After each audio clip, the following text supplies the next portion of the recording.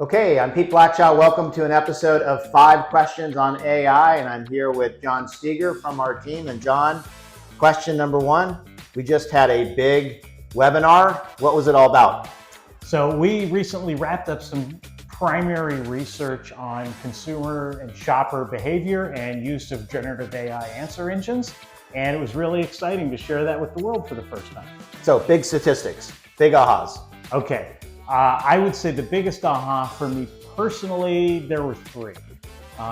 Number 1, that the number one use of generative AI for consumers or shoppers is researching stuff to buy, right? I would have never guessed that. Secondly, almost half of those that are using generative AI to do research on products and services report that they've actually made a purchase based on that research.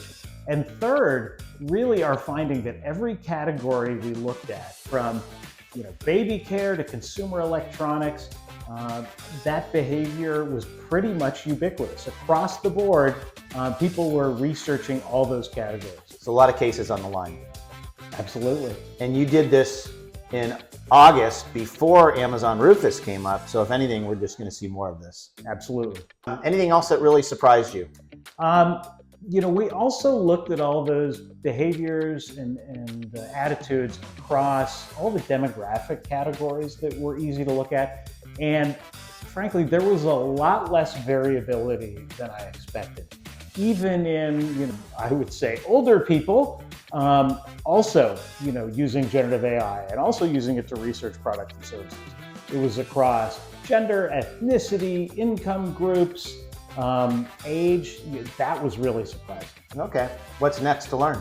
So we know that people are researching products and services using generative AI. We didn't get into kind of the specifics of, where on their journey or path to purchase is that happening? And is it starting with, jobs to be done or problems they face? Or is it, comparing a couple things that they want to buy as getting ideas? I think understanding that with more granularity will be incredibly powerful and make this even more actionable. What would you do? Well, me as a marketer, I would immediately dig into top of funnel category search discovery, because I think that is likely, I hypothesize that is an important part of where these answer engines are used to make buying decisions. That's kind of me, the marketer. Me as an individual, I need to start taking my wicked shopping problems to Grok or Meta or somebody else rather than spending a lot of time reading. Last question for you. The bonus question is, you ran consumer services for a global company, P&G. Based on what you talked about today, would you change that strategy?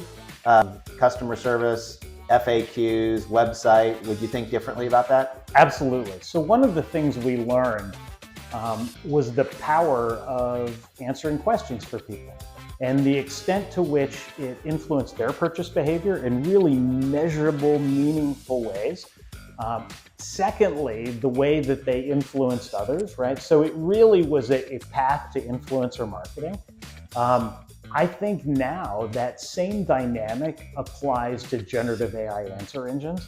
And so I would be thinking about, how would I answer the questions, for frankly, the technology that is doing a lot of the thinking for people, when it's not necessarily asking, but how do I give it the answers in advance, and where do I need to merchandise those? So Prime the bots. Yep, they get sucked into the engine.